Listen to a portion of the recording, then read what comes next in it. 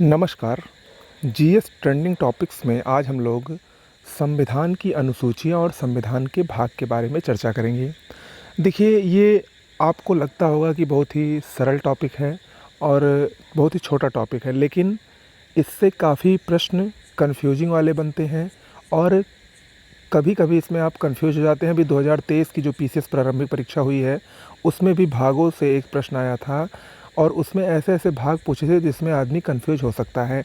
इसके अलावा भी कुछ ऐसी छोटी-छोटी बातें हैं जो शायद आप लोगों को या आप लोग इग्नोर करते हों, वो आपको इग्नोर नहीं करना चाहिए। तो उसी को हम लोग देखेंगे। शुरुआत करते हैं संविधान की अनुसूचियों के बारे में। जैसा कि आप सभी लोग जानते हैं कि भारतीय संविधान में कुल 12 अनुसूचियाँ वर्तमान में हैं। पहले 8 अनुसूचियाँ थीं, लेकिन बाद में संविधान संशोधन के अंतर्गत 4 अनुसूचियाँ और बढ़ाई गईं, यानी मूल संविधान में कुल 8 अनुसूचियाँ थीं, ठीक है? लेकिन वर्तमान में 12 हैं।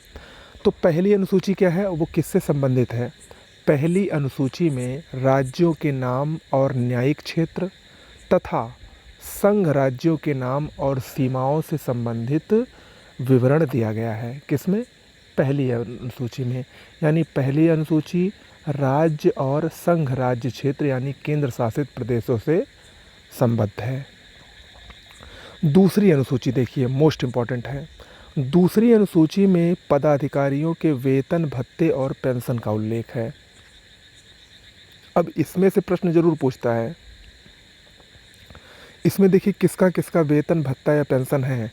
तो राष्ट्रपति, राज्यपाल, लोकसभा अध्यक्ष उपाध्यक्ष, राज्यसभा सभापति उपसभापति, राज्य विधानसभा अध्यक्ष, विधान परिषद के सभापति और उपसभापति, सुप्रीम कोर्ट और हाई कोर्ट के न्यायाधीश और नियंत्रक एवं महालेखा परीक्षक यानी कैग, इनके वेतन भत्ते या पेंशन दूसरी अनुसूची के अनुसार दिए जाते हैं। यहाँ पर आप लोग देख रहे होंगे कि प्रधानमंत्री, मुख्यमंत्री का जिक्र नहीं है। तो ऐसे प्रश्न बन सकता है कि दूसरी अनुसूची के अनुसार निम्न में से कौन वेतन भत्ते या पेंशन का अधिकारी नहीं है। तो उसमें से अगर आपको ऑप्शन देगा प्रधानमंत्री, तो आपको वही सही करना होगा, ठीक है? तो इस प्रकार से ये आपको जाना है। तीसरी अनुसूची भी बहुत महत्वपूर्ण है। तीसरी अनुसूची शपथ से संबंधित है, लेकिन यहाँ पर सबसे महत्वपूर्ण बात यह है कि राष्ट्रपति और राज्यपाल को छोड़कर जितने भी लोग शपथ लेते हैं वो तीसरी अनुसूची के अनुसार लेते हैं, जबकि राष्ट्रपति संविधान के अनुच्छेद 60 के अनुसार शपथ लेता है और राज्यपाल संविधान के अनुच्छेद 159 यानी 159 के अनुसार शपथ लेता है। ओके, तो तीसरी अनुसूची में राष्ट्रपति और राज्यपाल की शपथ का वर्णन नहीं है, ये क्लियर एकदम होना चाहिए। चौथी अनुसूची राज्यसभा में सीटों का आवंटन, यानी किस राज्य या केंद्र शासित प्रदेश में राज्यसभा की कितनी सीटें होंगी, ये चौथी अनुसूची में बताया गया है। पांचवी अनुसूची ये अनुसूचित और जनजातीय क्षेत्रों के प्रशासन व नियंत्रण से संबंधित है। पांचवी अनुसूची, ठीक है। छठी अनुसूची मोस्ट इम्पॉर्टेंट है और इन 4 राज्यों का नाम मोस्ट इम्पॉर्टेंट है। छठी अनुसूची मुख्य रूप से असम, मेघालय, त्रिपुरा और मिजोरम के जनजातीय क्षेत्रों के प्रशासन से संबंधित है। ये 4 राज्य याद रखिएगा कौन कौन से हैं, असम, मेघालय, त्रिपुरा और मिजोरम।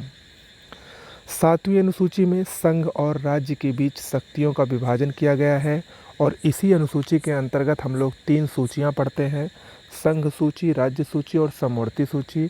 इसमें कौन कौन से विषय हैं किस सूची में, इसको हम अलग से एक स्पेशली वीडियो बनाएंगे, उसमें आपको बताएंगे। ओके। आठवीं अनुसूची में संविधान द्वारा मान्यता प्राप्त 22 भाषाओं का जिक्र है। नौवीं अनुसूची में भूमि सुधार जमींदारी उन्मूलन कानून से संबंधित है ये नवीं अनुसूची, और ये अनुसूची प्रथम संविधान संशोधन 1951 द्वारा जोड़ी गई थी, ठीक है। मैंने आपको पहले ही बताया कि पहले कुल 8 अनुसूचियाँ थीं, तो ये जो नवीं है वो पहले संविधान संशोधन जो कि 1951 में हुआ था उससे जोड़ी गई थी, भूमि सुधार से संबंधित है। फिर 10वीं अनुसूची दल बदल कानून से संबंधित है, दल बदल कानून से संबंधित है और ये 52वें संविधान संशोधन 1985 द्वारा जोड़ी गई।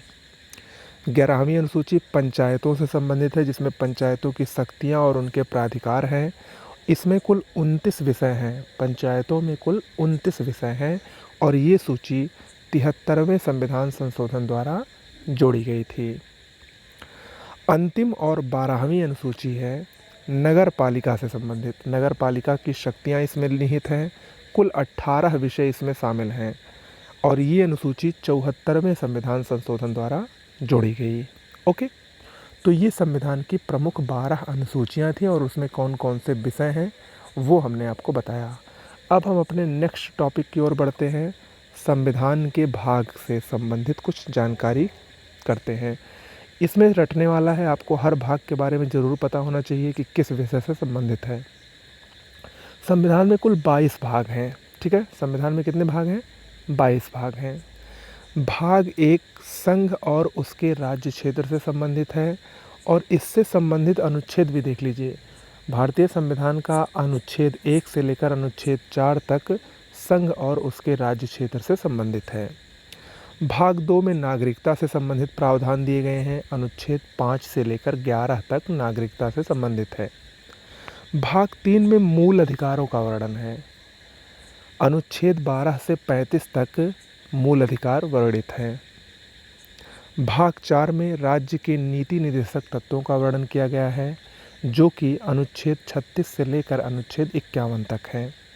फिर भाग 4A ये अलग से जोड़ा गया है। भाग 4A इसमें मूल कर्तव्यों को शामिल किया गया है अनुच्छेद 51A के तहत। ठीक है, कुल 11 मूल कर्तव्य हैं। इसके बारे में भी हम आपको अलग से वीडियो बनाकर बताएंगे।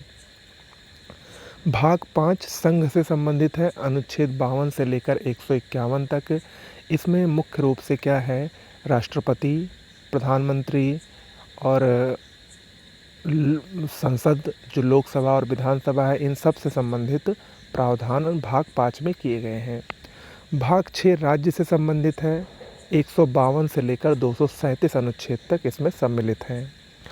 भाग 7 को निरस्त कर दिया गया है, यानी भाग 7 में कुछ भी नहीं है, निरसित है ये।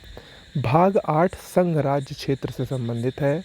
239 से लेकर 242 अनुच्छेद तक। भाग 9 पंचायतों से संबंधित है। इसमें अनुच्छेद 243 का से लेकर अनुच्छेद 243 ऋणा तक इसका वर्णन है। भाग 9A ये नगर पालिका से संबंधित है। अनुच्छेद 243 ता से लेकर अनुच्छेद 243 या छा तक इसका वर्णन है।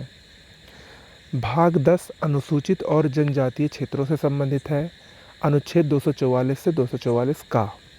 भाग 11 संघ राज्य संबंध से संबंधित है। अनुच्छेद 245 से लेकर अनुच्छेद 263 तक। भाग 12 वित्त, संपत्ति और संपदाओं से संबंधित है और इससे संबंधित अनुच्छेद है अनुच्छेद 264 से लेकर अनुच्छेद 300 का तक, जिसमें संपत्ति का अधिकार बताया गया है।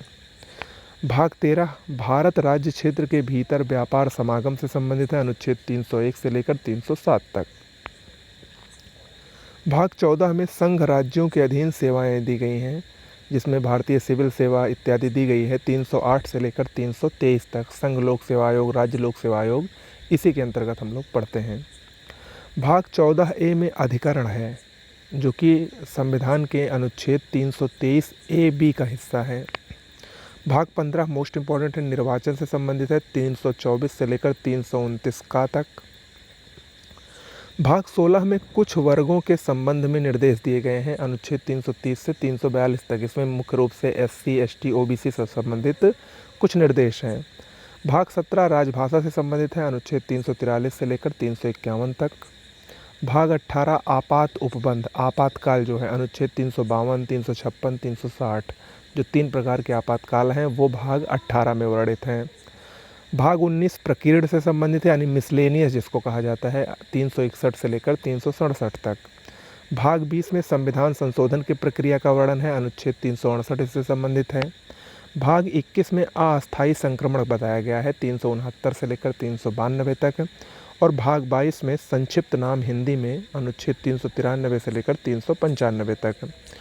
अब इसमें देखिए, अगर हम आपको बात करें कि इसमें सबसे महत्वपूर्ण क्या है, देखिए अनुसूचियाँ तो 12 इम्पॉर्टेंट हैं, लेकिन भाग अगर आप 22 नहीं पढ़ना चाहते तो कोई बात नहीं, लेकिन आपको भाग 1 से लेकर भाग 11 तक तो वैसे भी आपको आना ही चाहिए, एकदम रटा रटाया होना चाहिए।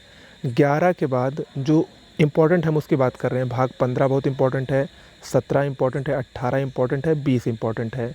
ये इतने बहुत ही महत्वपूर्ण भाग हैं। बाकी अगर आप सब पढ़ ले जाएँ तो बहुत अच्छी बात है, क्योंकि आयोग का कोई भरोसा नहीं है वो कब किससे प्रश्न पूछ लें। ओके, तो आज के सेशन में इतना ही। मिलते हैं कल कुछ और नए वीडियोज़ के साथ। नमस्कार।